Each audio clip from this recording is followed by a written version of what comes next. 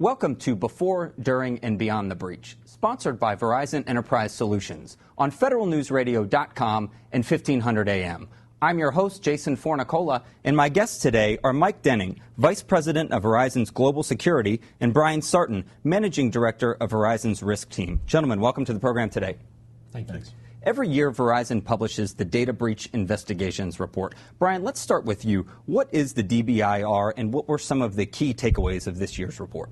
Our Data Breach Investigations Report, or DBIR, it's a study about security failures. It's not about successes. It's how those failures happen and what we can learn from them. So we look at, for every security breach that leads to the theft of information, we look at causal factors like criminal motivations, avenues of intrusion, data types targeted, errors and omissions on the part of the victims that ultimately set the stage for these breaches. And we try to boil it all down to actionable takeaways for our readers, maybe even a recipe for success to stay out of the headlines as the next victim. We had some fantastic findings this year, especially around vulnerabilities, around malware, and also around the cost of a data breach. Mike? What is very interesting about the data breach report, it's now been run consistently over the last 10 years. So what we have an interesting framework is that we have a historical record of analyzing this data. But secondly, it's not only analyzed by security professionals, but by data scientists. So they're taking a very objective look at what does the data reveal. How did this breach happen? What are some of the security controls that could have been put in place to slow down or thwart potential breaches? So it removes a lot of the hype, if you will, out of the security market today and really focuses on those things that are truly actionable and the true causal effects of the breach itself. Over a 10-year period, what kinds of trends have you seen in this issue? So we've seen a variety of changes. I think overall we're seeing the actors and the reasons why they're pursuing the data change dramatically. It's gone from something of a nuisance to some real significant targeted attacks. To me, the thing that stands out is the ability for the perpetrators of the data theft to be very specific and very targeted, not only about the data that they're going after, but the individuals that they're targeting to get that data. Yeah. I would add that certainly the situations that we see, they aren't really just about computer-based intrusions that in someone's network or back office that lead to the theft of data. Some of them are more about deny, disrupt, and destroy. So years ago, when we started tracking data and trying to put a little science back in computer science in this area, what we saw, as well as what our partners saw around the globe, was predominantly, and this is 9 out of 10, there were financially motivated crimes. Those started giving way to cyber espionage, particularly state-motivated or state-affiliated campaigns, and then activism now is one of those big areas, and those are particularly the situations that really about deny, disrupt, and destroy, and negative impact to the victim's network. And now you have this notion today where some types of enterprises, and certainly government agencies and those around critical infrastructure, are dealing with all three of those criminal motivations in big numbers. That makes security difficult. In the federal space, what are some of these new breach areas that the agencies need to be concerned about? Oh, easily. Well, espionage is not new. That's one that's been, I think, a bigger percentage around the federal space than certainly financially motivated crimes, but activism as well. I mean, very different adversaries. Very different sources, parts of the globe that these come from, and the tactics that are utilized is different. And what that means is ultimately how you detect these cyber attacks in motion when they target your networks, how you prevent them outright, as well as how you follow up on them and investigate them and contain situations that ultimately lead to unauthorized access in your network. They're very different from one motivation to the next. And understanding where the smart money lies in terms of real cyber threats, either within a sector broadly, within subsectors more specifically, or for the individual agency. I mean, that's a main thrust of our research. Mike?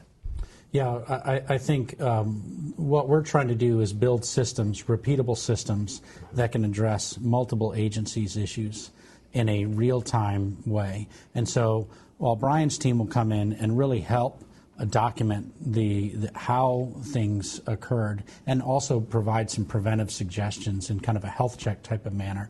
We're also building products that we can combine with the network footprint that we have today to really detect these threats in near real time, because I think that's another big trend here is the speed of these data breaches, how quickly they are being executed, how quickly they are penetrating the perimeter defenses. I think that's another major trend that we're seeing, is that they're getting faster, more nimble, more targeted in their approach, and we have to respond in kind. It's not good enough to have a human looking at incidents as they occur. You need to have near real time, kind of on the wire, if you will, security measures in place. While these attacks can happen instantaneously, how long does it take an organization, either in the private sector or in the government space, how long does it take an organization to identify that they've been attacked? Well, that's probably some great perspective on that one for sure. I mean, that's kind of security's greatest weakness, and we've been studying this in so many different forums since we started the Data Breach Investigations Report effort, and you find that easily security's greatest weakness is that inability to recognize and react to the little lead indicators of a cyber attack before time goes by and it blows up into something awful like your name in the headlines. And you do find that the initial, particularly these days, with some of these different motivations that I mentioned, the initial breach, the time frame from point of entry to the first instance of data theft, that's being measured in tighter time frames. But then when you look at the breach being a combination of events that plays out not just in minutes or seconds so much as weeks, months, or years, you see the massive time frames that on average from point of entry to the point a victim finds out, you're looking at a time span that's 6 to 7 months in length. Right? And even after that amount of time, most victims don't even find out on their own. They find out about it from somebody else.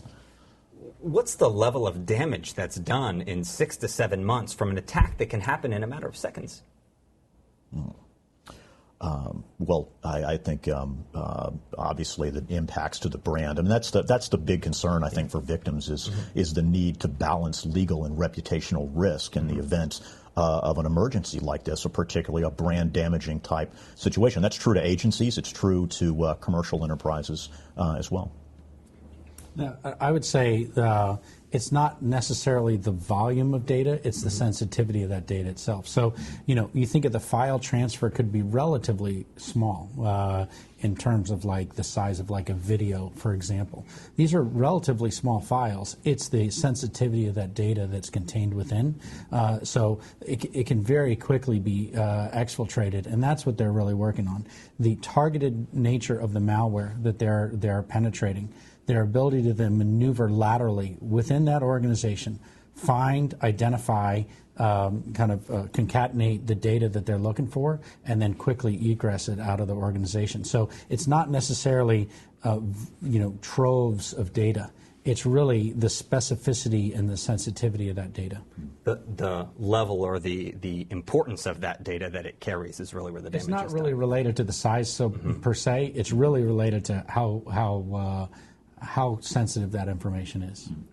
We're going to pause here for a short break. My guests today are Mike Denning, Vice President of Verizon's Global Security, and Brian Sarton, Managing Director of Verizon's Risk Team, on Before, During, and Beyond the Breach, sponsored by Verizon Enterprise Solutions. I'm your host, Jason Fornicola, and you're listening to FederalNewsRadio.com and 1500 AM.